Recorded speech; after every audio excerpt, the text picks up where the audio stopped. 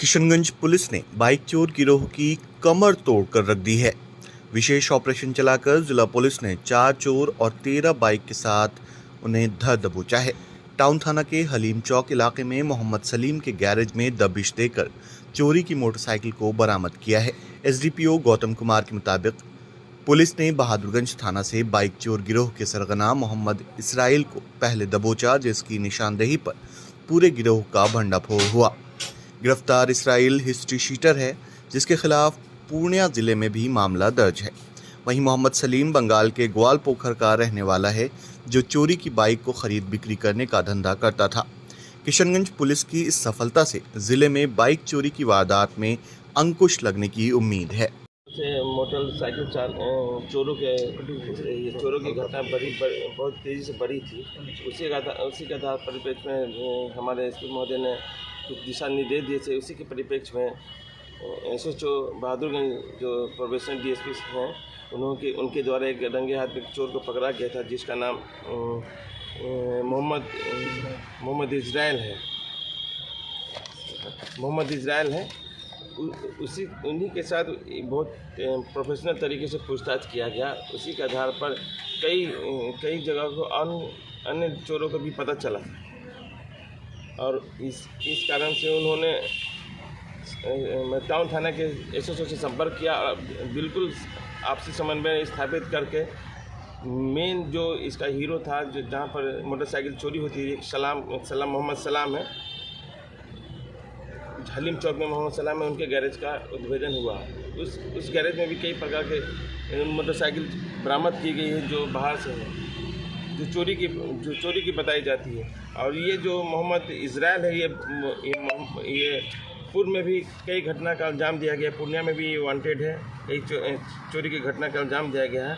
और मोहम्मद सलाम जो है, ये मूलतः ग्वालपोखर बंगाल का रहने वाला है। और यहाँ रह कर वो जितनी भी मोटर वाहन या मोटरसाइकिल की चोरी होती है, वो खरीदार के रूप में मोटरसाइकिल चोरों से मोटरसाइकिल खरीदता है और उसको विभिन्न जो ग्राहक हैं उनको बेच दिया कर। ये एक तरह से किशनगंज टाउन थाना और बहादुरगंज टाउन थाना के अध्यक्ष के द्वारा बहुत बेहतरीन तरीके से इसका उद्भेदन किया गया है। इसमें मैं जो डीएसपी परमेश्वर साहब हैं, अभिनव प्रासा, उनका मैं बहुत बड़ा शुक्रगुजार हूँ। उन्होंने एक बड़े गैंग का उद्भेदन किया है और जो भी इसमें टोटल 13 गाड़ी और 4 अभी जो पकड़ा गया है।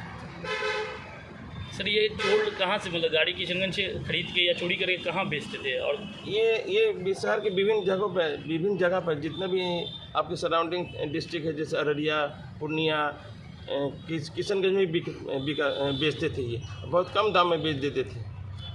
उसी के कारण से जो इनका जो एक चेन हुआ, एक चेन को उद्भेदित करते करते एसएचओ बहादुरगंज ने इस घटना को अंजाम दिया। तो पूछताछ में कुछ खुलासा हुआ इसकी गैंग में? और भी कई लोगों के नाम का खुलासा किया गया है, जो अभी अनुसंधान अंतर्गत है।